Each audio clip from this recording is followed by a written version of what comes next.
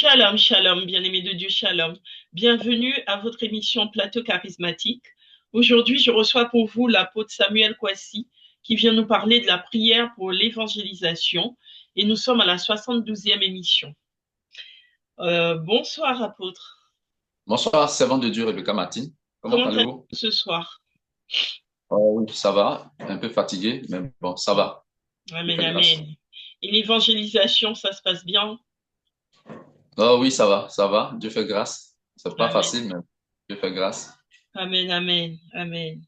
Eh bien, écoutez, nous allons prier pour nous mettre en communion avec l'Esprit de Dieu.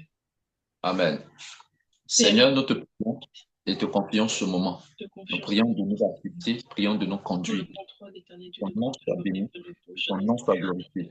Dieu Dieu, vivant et puissant. À toi la gloire, à toi manifeste l'honneur. ta grâce, Seigneur. Suffis-nous, oui, Dispose ce toute soir, chose, en ce Seigneur, en notre moment. Que ton nom soit élevé, que ton nom soit glorifié. Merci pour cette émission. vie. Merci d'ouvrir les portes à ta parole au travers de cette émission. Que ton nom soit loué, que ton nom soit célébré dans le nom puissant de Jésus-Christ de Nazareth. Béni sois-tu. Amen. Amen. Amen, amen. Je vous laisse la parole, apôtre. Merci, servant de Dieu. Amen. Que, que le Seigneur soit glorifié. Amen. Nous parlerons encore de l'évangélisation que le peuple de Dieu, le peuple du Seigneur, est appelé à faire. Nous avons plusieurs fois vu dans le livre de Éphésiens, chapitre 6, le verset 15, où l'apôtre Paul il disait aux chrétiens, aux disciples d'Éphèse, au peuple de Dieu à Éphèse, mettez pour chaussures à vos pieds, Éphésiens, chapitre 6, le verset 15, mettez pour chaussures à vos pieds le zèle que donne l'évangile de paix. Et j'ai dit souvent par orientation du Seigneur, par des messages des songes que j'ai reçus, euh, que si l'Église, ceux qui représentent le peuple de Dieu, ne fait pas l'évangélisation, le peuple de Dieu ne sera pas sauvé. Bien sûr, le peuple de Dieu ne sera pas sauvé. Mm. Parce que on va voir un verset tout à l'heure dans euh, Jean chapitre 4, verset 14. Mais d'abord, j'ai dit, Éphésiens chapitre 6, verset 15, l'apôtre Paul a dit, mettez pour chaussures à vos pieds le zèle que donne l'évangile de paix. Donc, ceux à qui l'apôtre Paul parlait, il dit, chacun d'eux doit avoir ses chaussures. Il dit, mettez. Quand il dit, mettez pour chaussures à vos pieds, comme il s'adressait à plusieurs personnes, mettez pour Mm. chaussures. Non, c'est comme, hein, c'est, donc, conjugué, donc le verbe mettre est conjugué donc à la troisième personne. Mhm. Donc, deuxième personne du pluriel, dit mettez vos chaussures à vos pieds. Et on peut aller plus loin pour voir comme si c'est, c'est quelque chose d'impératif. Dit mettez, mettez, mettez vos chaussures à vos pieds. Le zèle que donne l'évangile de paix. Mais ça ne s'adressait donc pas à une seule personne. Ça s'adressait à plusieurs personnes. Dit portez vos chaussures. Nous avons une fois vu aussi que Jean-Baptiste a parlé de Jésus dans ses chaussures, mais que lui, Jean-Baptiste, il ne peut pas porter. C'est-à-dire chacun doit être dans son modèle d'évangélisation. Chacun doit être dans sa chaussure. Et être dans votre chaussure, c'est comprendre ce que Dieu, ce que le Seigneur veut que vous pratiquez comme évangélisation, par orientation. Lisons maintenant Jean chapitre 4, verset 14. Alors, je lis la parole de Dieu. En revanche, celui qui boira de l'eau que je lui donnerai n'aura plus jamais soif, et l'eau que je lui donnerai deviendra en lui une source d'eau qui jaillira jusque dans la vie éternelle. Amen. Voilà. Donc ici, c'était la rencontre entre Jésus et la femme samaritaine. Et Jésus fait comprendre que lui donne de l'eau. Celui qui boira que l'eau que lui, Jésus, lui donnerait, dit celui qui boira l'eau que je, celui qui boira l'eau que je lui donnerai. Alors, ici, l'eau, c'est la parole de Dieu. L'eau, c'est la parole de Dieu. Mhm. En parlant de l'eau, Jésus parle de la parole de Dieu. Dans Deutéronome, le chapitre 32, le verset 2, il nous montre que les instructions, la parole de Dieu est comparée. à la rosée, c'est comparé à de l'eau, c'est comparé à la pluie. La pluie, c'est de l'eau. La rosée, voilà, mais c'est de l'eau. Voilà, donc la parole de Dieu est comparée à de l'eau. Donc Jésus, en parlant de l'eau à la femme samaritaine, il s'agit de la parole. Maintenant, suivez très bien. Jésus dit, quand il rencontre quelqu'un, s'il lui donne de l'eau, parce que si Jésus rencontre quelqu'un, lorsque Jésus s'est révélé à l'apôtre Paul, dans Actes des Apôtres chapitre 9, il s'est révélé à l'apôtre Paul, il lui a donné la parole. Il lui a dit ce qu'il devait faire. Et ce qu'il devait faire, c'était l'évangélisation. Quand nous voyons dans Actes chapitre 9, le verset 15, Jésus disant de l'apôtre Paul, il dit, cet homme est un instrument que j'ai choisi pour porter mon nom. Il va porter mon nom. Il va parler de moi. Il va porter mon nom devant les nations, les fils d'Israël et devant les rois. Donc, Actes des Apôtres, chapitre 9, le verset 15. Donc, il a rencontré Paul, donc il lui a donné la parole. Et c'est la parole qu'il a prêchée. C'est la parole qu'il a prêchée aux fils d'Israël, aux nations et aux rois. Donc, pour dire, quand Jésus rencontre quelqu'un, il parle de l'eau, la parole. Il va lui donner la parole. Maintenant, Jésus dit, si cette personne boit l'eau là, il n'aura plus soif et cette eau deviendra en lui une source. Alors, c'est ce que je voulais expliquer. Cette eau deviendra en lui, en elle ou en lui. C'est un homme ou bien c'est une femme, voilà, selon, ça va dépendre. Cette personne doit devenir une source. Une source de quoi? Une source de l'eau. Une source de cette eau. Une source de cette eau que Jésus lui donne, qu'il boit. Il doit devenir une source d'eau. Et quand on devient une source d'eau, écoutez bien, quand on devient une source d'eau, c'est pour que d'autres personnes aussi s'approvisionnent. C'est pour que d'autres personnes aussi aient de cette eau. Donc, étant source d'eau, il dit, ça doit jaillir jusque dans la vie éternelle. Cela doit jaillir jusque dans la vie éternelle. Ça veut dire que quelqu'un qui avait Jésus, dans sa volonté, s'il a de l'eau, s'il a la parole, il doit avoir plus de paroles jusqu'à être une source, point de pouvoir transmettre cette parole à d'autres personnes. C'est cela qui est l'évangélisation. Transmettre donc la parole, donc une source qui va jaillir jusque dans la vie éternelle. La Bible dit jusque dans la vie éternelle. Donc, ça veut dire que si cette personne n'est pas une source d'eau, donc il n'y aura pas d'eau qui va jaillir jusque dans la vie éternelle. Ça veut dire que cette personne ne sera pas sauvée. Donc, ça veut dire que cette personne ne sera pas sauvée. Ça veut dire qu'elle n'a pas été une source. Comme si elle n'a pas évangélisé.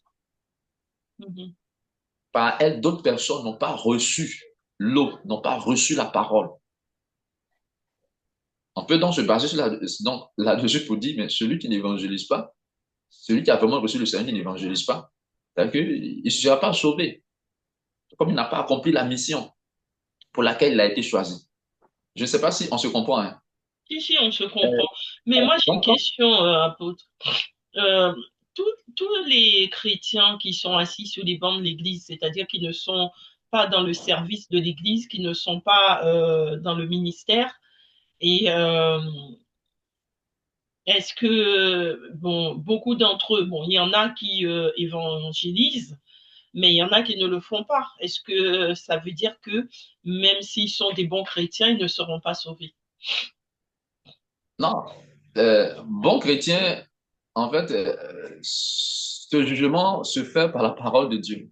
Écoutez ce que Jésus dit. Jésus dit, celui qui rencontre, s'il lui donne l'eau, c'est comme Dieu, le Seigneur, Jésus a rencontré l'apôtre Paul. Qui sauve? C'est Jésus qui sauve. Il rencontre l'apôtre Paul. Il lui fait comprendre qui il est. OK. Il lui donne la parole. S'il refuse de faire, bon, il sera sauvé. Bon, qui va le sauver? D'accord. Maintenant, si il lui donne la parole, il reçoit la parole. Il dit, bon, maintenant, tu vas parler de moi. Tu vas parler de moi. Et voici ceux à qui tu vas parler de moi. Selon Actes des Apôtres, chapitre 9, verset 15. Voici ceux à qui tu vas parler de moi. Les fils d'Israël, tu vas porter mon nom devant les fils d'Israël, les nations et les rois. Et puis bon, il refuse de faire. Parce que s'il acceptait que Jésus lui a donné la parole, il comprend que Jésus est Seigneur et tout cela. Donc c'est Jésus qui doit servir. Jésus est son maître. Et je dis souvent, c'est ce qui s'est passé avec les enfants d'Israël. Les enfants d'Israël étaient, Dieu a dit à Abraham que Israël va être donc en captivité, sa descendance. Dieu a dit à Abraham que sa descendance, sa postérité va être donc à l'étranger. Donc sa postérité. Donc c'était Israël. D'accord? Donc c'était Jacob. Par Joseph, le 11e fils donc de Israël, de Jacob, qui est entré en Égypte. Après toute la famine, donc papa Jacob, le patriarche Jacob, c'est-à-dire Israël, Et tous ses enfants, ils ont rejoint Joseph en Égypte lorsque Dieu a béni Joseph. Donc, c'est comme ça qu'ils sont entrés en Égypte. Mais lorsqu'ils sont entrés en Égypte, ils étaient sous la captivité des Égyptiens. Non, ce sont les Égyptiens qui dominaient. Donc, Pharaon. Donc, Pharaon était dominateur sur le peuple de Dieu. Est-ce que vous voyez? Et Mhm. Dieu va dire dans Exode chapitre 3, verset 7 à Moïse, j'ai vu la souffrance de mon peuple. Donc Dieu dit clairement que Israël souffrait parce qu'Israël était dominé par Pharaon. Donc ils étaient esclaves. Donc ils servaient Pharaon. Que cela leur plaise ou pas, ils faisaient ce que Pharaon voulait. Mhm. Ils faisaient ce que Pharaon voulait. Mais s'ils ne voulaient pas, mais ils étaient matés. Ils devaient faire. Dieu a fait exprès. En fait, Dieu a fait exprès pour les laisser en captivité. Et 430 ans, Dieu a envoyé Moïse pour les faire sortir. Donc, quand ils sont sortis, ils ont été délivrés de l'Égypte, délivrés du dominateur Pharaon. Ils devaient comprendre que leur vie, là, c'est maintenant pour servir l'Éternel. Mhm. C'est pour faire ce que l'Éternel veut. Mhm. Et c'est pourquoi il les a délivrés. C'est pourquoi Dieu a dit à Moïse, Exode chapitre 5, le verset 2, Moïse est parti dire à Pharaon de la part de l'Éternel, laisse aller Israël, mon peuple, pour qu'il me serve dans le désert. Pour qu'il me serve, c'est pour me servir, parce qu'Israël est mon serviteur. Exode chapitre 4, le verset donc 23. Il dit, laisse aller mon fils pour qu'il me serve. C'est mon serviteur. Maintenant, comment je dois le servir? Dieu choisit donc l'apôtre Paul, Jésus choisit donc l'apôtre Paul et il lui dit voici ce que tu dois faire. Si tu ne fais pas, ça veut dire que tu désobéis. Si tu désobéis, est-ce que tu seras sauvé? Non, mais tu ne seras pas sauvé. Donc en fait, c'est une ignorance de croire qu'on doit simplement être à Jésus et puis c'est fini. Non, Jésus dit, quand tu viens à lui, il te donne l'eau, il te donne la parole et que tu deviens son enfant, c'est impératif que tu deviennes quoi? Une source. C'est ce qu'il a dit à la femme samaritaine. Mhm. Donc, c'est ce qu'il a dit à la femme samaritaine. Si tu donnes l'eau que tu bois, parce que d'autres refusent, beaucoup d'appelés, mais peu de lui. D'autres refusent de faire, d'obéir à la parole que Jésus leur donne. Mais il dit, si tu bois, tu reçois, tu obéis, il dit, tu dois devenir une source. Il dit, l'eau que je lui donnerai deviendra. Il dit, ça doit devenir une source. Mais quand on est une source, on doit provisionner d'autres personnes. Mhm. On doit provisionner d'autres personnes. Si ce n'est pas le cas, il y a problème. Je peux comprendre qu'il y a souvent des situations il y a, je dis, une exception. Quelqu'un peut-être peut accepter Jésus aujourd'hui et puis bon, il meurt dans quelques heures. Ça, on peut comprendre. Mais quelqu'un qui a accepté Jésus 1 an, 2 ans, 3 ans, 4 ans, 5 ans, 6 ans, tu es encore en vie. Et puis toi, tu n'es pas une source. Peut-être c'est pas ignorance pour expliquer à la personne. Parce que Jésus va forcément parler à cette personne. Tu dois maintenant aussi parler à d'autres personnes. Dieu va parler en songe. Il va montrer, voilà, que la personne est en train de parler de lui, Jésus, à d'autres personnes. En fait, dans les songes, c'est ces choses-là que nous vivons dans les songes. C'est ces choses que nous vivons dans les rêves. On nous explique comment on doit évangéliser. Souvent, c'est des choses un peu complexes, mais c'est cela. Donc, c'est cela est une source. Il dit la source doit jaillir. C'est ce qui s'est passé dans la vie de la femme samaritaine. Lorsqu'elle a rencontré Jésus, elle est partie, elle est rentrée en Samarie, et puis elle a dit, venez voir, donc quelqu'un que j'ai vu, ne serait-ce pas le Christ? Elle a commencé à répondre. Donc l'eau a commencé à jaillir. Et par elle, il y a des gens qui sont venus à Jésus pour écouter Jésus. Mhm. Donc en fait, c'est le principe. C'est ce que je voulais dire, servant de Dieu. Donc Israël étant sorti de l'Égypte, leur vie devait servir à glorifier le Seigneur. C'est pourquoi Dieu a prophétisé, Dieu a fait prophétiser Osée pour dire qu'il va rejeter le peuple. Osée chapitre 4, verset 6. Il dit, mon peuple, il parlait d'Israël, mon peuple est détruit. Il est détruit parce qu'il lui manque la connaissance. Et Dieu dit, puisque tu as rejeté la connaissance, voilà. Parce que l'eau, là, c'est la parole de Dieu. Il dit, l'eau va devenir. Ça veut dire que c'est quelqu'un qui apprend auprès du Seigneur Jésus. Il boit l'eau de Jésus et puis il apprend. Et puis Jésus dit qu'il va le servir. Il dit, l'eau va devenir, va devenir. Ça veut dire que Jésus va ajouter, il va donner jusqu'à ce que cette personne soit riche de la parole de Dieu, jusqu'à devenir une source. Donc il faut apprendre, il faut apprendre. Il faut apprendre. Donc quand on devient une source, c'est pour aider aussi d'autres personnes. C'est pour toucher d'autres personnes. Par cette même eau, qui est la parole de Dieu, Mhm. toucher d'autres personnes. Amen. Amen, amen. Donc, pour que toute personne reçoive cette eau, soit arrosée de cette eau, boive aussi cette eau. Il dit cette source, Jean 4, verset 14, tu dois jaillir jusque dans la vie éternelle. Ça va jaillir jusque dans la vie éternelle. C'est-à-dire que sans cesse, ça va jaillir jusque dans la vie éternelle. Donc, voici un peu ce que je voulais expliquer. Donc, il y a, pour répondre à votre question, ceux qui sont simplement dans l'église, qui n'évangélisent pas, en fait, c'est pas normal. Peut-être c'est pas ignorance. Ou bien ils le savent, mais ils ne veulent pas le faire parce que, voilà, soit ils ont honte. Et Matthieu 10, verset 33, Jésus a dit, quiconque me confessera devant les hommes. Donc, confesser Jésus devant les hommes, c'est pas parler de Jésus qu'on parle, c'est l'eau, en fait, que on fait jaillir. C'est la parole qu'on fait jaillir, c'est la parole qu'on publie. Donc, Jésus dit, celui quiconque me confessera devant les hommes, je le confesserai aussi devant mon Père qui est dans les cieux. Le verset 33 de Matthieu chapitre 10 dit, quiconque me réunira, je le réunirai aussi devant mon Père qui est dans les cieux. Donc, réunir Jésus, c'est ne pas parler de lui. Quiconque me réunira devant les hommes, je le réunirai aussi devant mon Père qui est dans les cieux.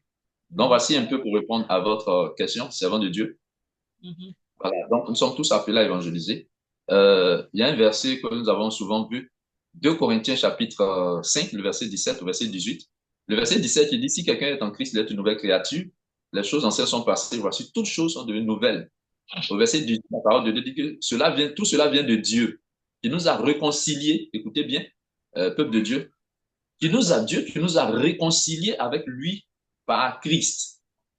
Il nous a réconciliés avec lui par Christ. Donc ceux qui sont en Jésus, ils sont réconciliés avec Christ, donc avec Dieu par Christ, et il nous a donné le ministère de la réconciliation. Il nous a donné le ministère de la réconciliation. Donc ceux qui sont réconciliés avec Dieu par le Christ, Dieu nous a donné, Dieu leur donne aussi ce ministère pour réconcilier les autres qui ne sont pas encore réconciliés avec Dieu. Amen. Amen. Donc, réconcilier, on est réconcilié par la parole de Dieu qui nous envoie. Donc, on boit par Jésus, on boit l'eau. Et dit comme on est réconcilié maintenant avec Dieu par Jésus-Christ, il nous donne, ça maintenant c'est la source, pour devenir la source. Il nous donne qu'on soit un canal, bon, comment je peux dire cela?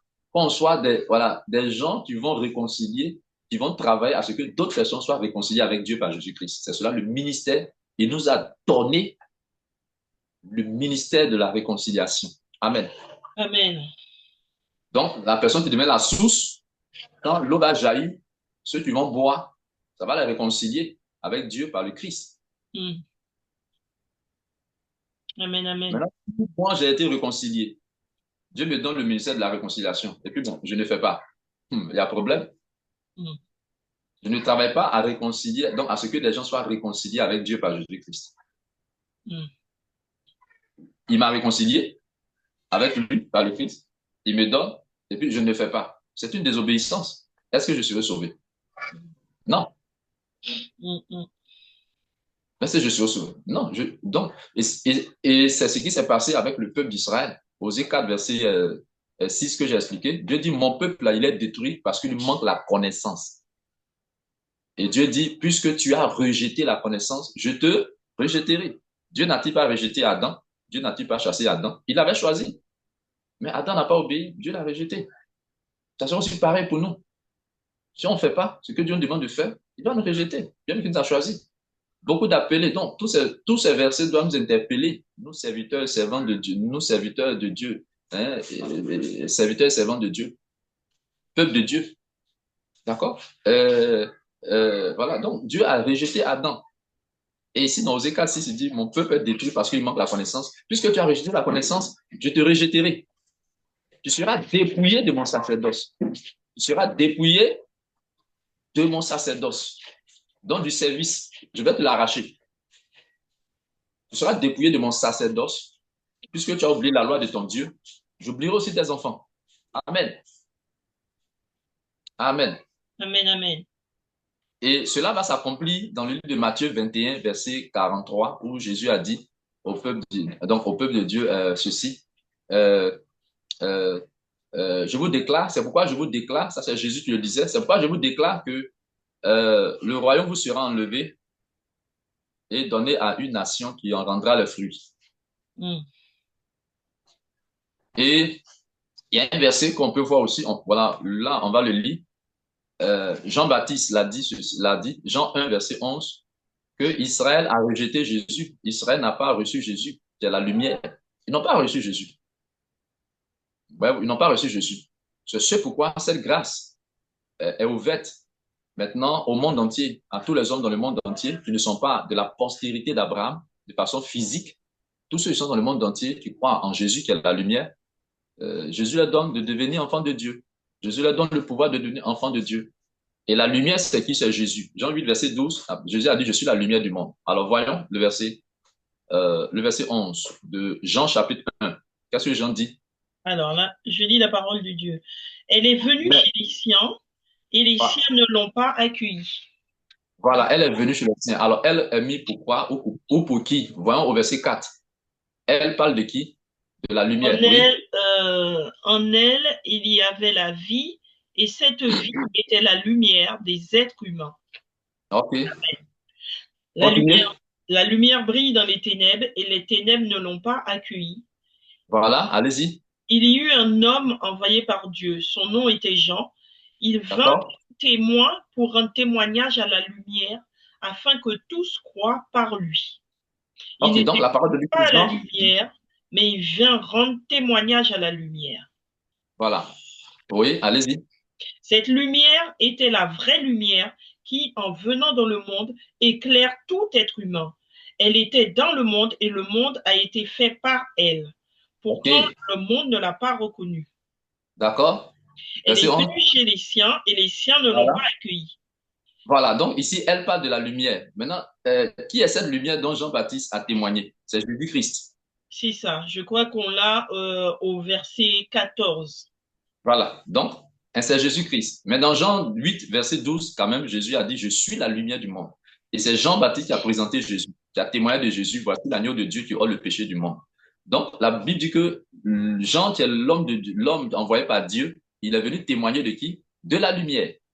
C'était Jésus. Donc, quand on dit elle, la lumière est venue, et la parole de Dieu dit au verset 10, je crois bien, que cette lumière-là, le monde a été fait par cette lumière. Hein, le monde a été fait par cette lumière. Cette lumière est venue dans le monde. Elle a été faite, dans le monde a été fait par la lumière, et le monde ne l'a point connue. Le monde n'a pas connu cette lumière. Le monde n'a pas connu cette lumière. Et c'est en cela que Jean maintenant dit, elle est venue, la lumière est venue chez les siens. C'est-à-dire que le peuple de Dieu, chez les siens, et les siens ne l'ont point reçu, ne n'ont pas reçu Jésus. C'est pourquoi il y a eu cette ouverture de la grâce au monde entier pour dire, mais, au verset 12, mais à tous ceux qui l'ont reçu, tous ceux qui ont reçu la lumière, tous ceux qui ont reçu Jésus, à tous ceux, mais à tous ceux qui l'ont reçu et à ceux qui croient en son nom. Donc, cette lumière a un nom, Mhm. qui est Jésus. Le nom de cette lumière, c'est Jésus.